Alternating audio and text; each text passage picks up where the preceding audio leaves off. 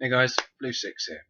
Now I'm going to be doing a series of videos giving advice and tips about modelling, how to get into it, at least on a hobby side at least.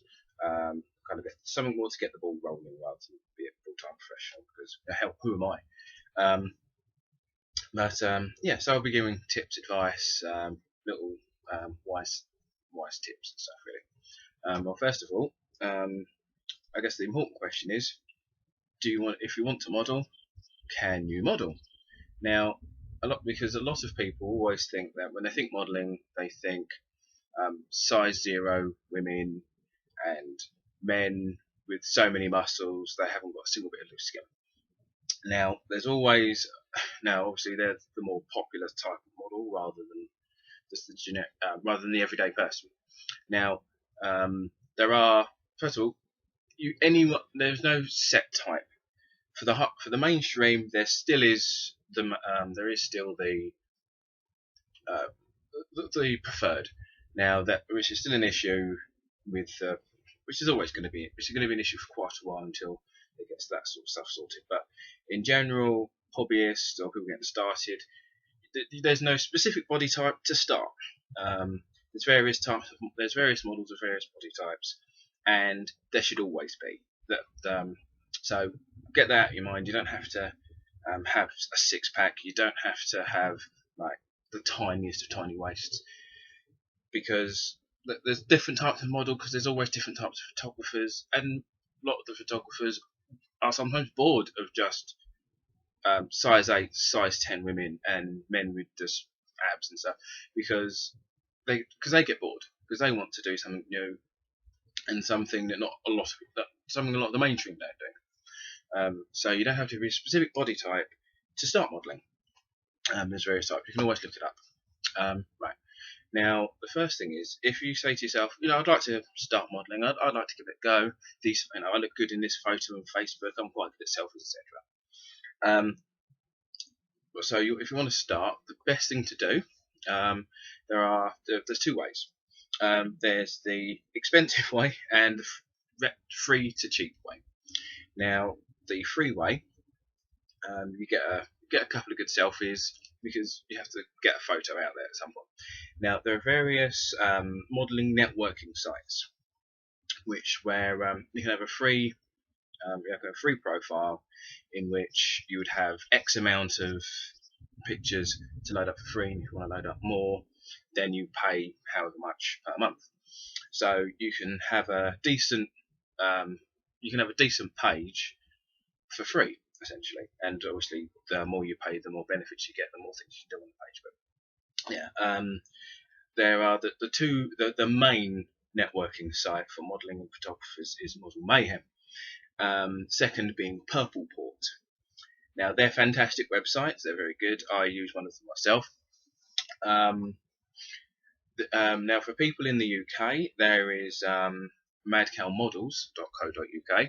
Now, the reason why that's kind of important is just because the only issue with stuff like Model Mayhem for people who are UK based or European based is that, seeing as it's a global site rather than just a specific region, you get the situation where you get friend requests from a photographer or model and think, brilliant, they look fantastic. Oh wait, they live in Oklahoma and I live in Yorkshire. So sites like Mad Cow are more regional specific. So there are other sites that will probably be more suited to your region if you're not the United States or Canada or what have you. Anyway, so what you do, you just put your photo on, you put your selfie on there, then you go on to then you look up casting or look up different photographers in your region, because there's an easy search bar to break down the regions, etc. And after that, yeah, you just sign up, say, hi, new to this, I'd like to start. I don't have a portfolio. These are the sort of stuff I'd like to do. Get in touch, and then they'll get in touch, and you should start being able to organise shoots. Now, I'm going to do a different video explaining different types of shoots and payments, etc. And copyright, because some people get a bit confused with who owns the pictures. But so that's the free to cheap way. Now there are other companies in which you can get a portfolio put together. You can organise a shoot, which is how I started. If you can afford to, it's good. Only if you can afford to. I wouldn't say you have. It's not mandatory. It's not necessary. It's not necessary. You can do if you choose to, because then you're going to get a level. Excuse me. Then you're going to get a level of professionalism. There's going to be studios, etc., etc. Whilst I said, only problem is it will cost. Now you would have the rights to those photos because you had paid for them. However, as I said, it can be a bit expensive. But there's various companies that do that, and they can give you advice and places where you can, and agencies you can apply to after the shoot. But yeah, so they're the two basic ways to, well, at least get the portfolio started. Now I'm going to do a few more videos explaining different aspects, different little tips and things you might not necessarily know. Now, if there is anything you want to know or anything you want me to cover, please leave a please leave something down in the comments. And if you find this video interesting, please subscribe. I should be doing some more hopefully soon. And if you're interested, follow me on Twitter at bluesicx.co.uk.